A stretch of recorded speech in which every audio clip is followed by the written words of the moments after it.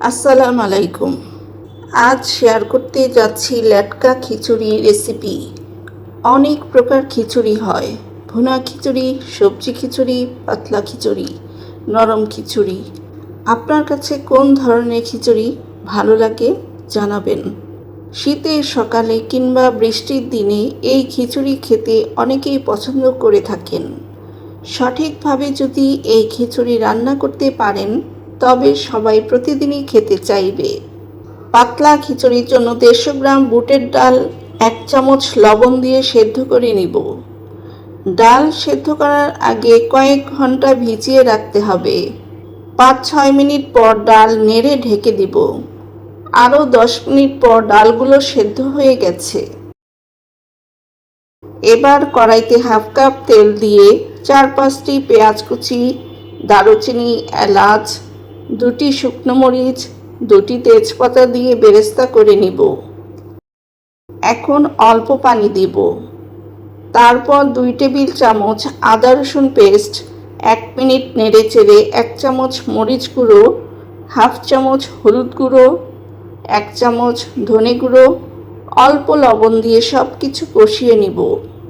ডাল সেদ্ধ করার সময় যেহেতু লবণ দিয়েছিলাম, তাই এই পর্যায়ে লবণ একটু কম দিতে হবে। মশলা কষানো হয়ে গেছে। এখন কিউব করে কেটে রাখা মিষ্টি কুমড়া ও আলু দিয়ে দিলাম। আরও দিলাম একটি টমেটো কুচি ও কিছুটা মটরশুঁটি। সবজিগুলো কিছুক্ষণ কষিয়ে নেব। তারপর সেদ্ধ ডাল ও ধুয়ে রাখা চাল দিয়ে মিশিয়ে নিব। এখানে আমি বাসফুল চাল ব্যবহার করেছি। এই চালের গন্ধ অনেকটা পোলাও চালের গন্ধের মতো।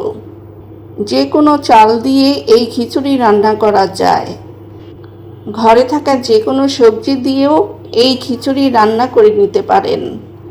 এত কালারফুল হওয়ার কারণে বাচ্চারা এই খিচুড়ি দারুণ পছন্দ করবে। এখন 2 চামচ চিলি ফ্লেক্স দিয়ে মিশিয়ে নিয়েছি। 2 বাটি পানি দিয়ে নেড়েচেড়ে ঢেকে রান্না করে নিব। পরে আরও পানি অ্যাড করে নিতে হবে। একবারে পানি দিলে খিচুড়ি উপচে পড়ে যাবে।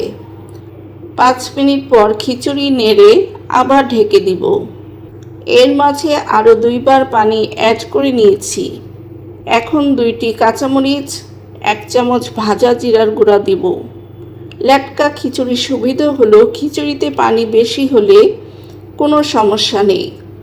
নতুন গৃহিণীদের জন্য এই খিচুড়ি রান্না করা সহজ একটি রেসিপি। সব কিছু সেদ্ধ হয়ে গেছে। খিচুড়ি এই রকম রসালো থাকতেই চুলা অফ করে দিতে হবে। খিচুড়ি ঠান্ডা হলে আরেকটু ঘন হয়ে যাবে। এখন 2 চামচ ঘি, অল্প ধনেপাতা কুচি দিয়ে মিশিয়ে নিব। যদি জিভে পানি চলেই আসে, আমার কোনো দোষ নাই।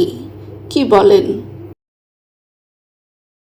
লেটকা খিচুড়ি খাওয়ার জন্য কাঁচা মরিচ, পেঁয়াজ আর 1 টুকরো টক মিষ্টি আমের আচার নিয়েছি।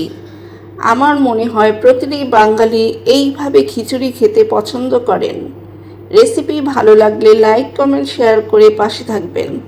ধন্যবাদ।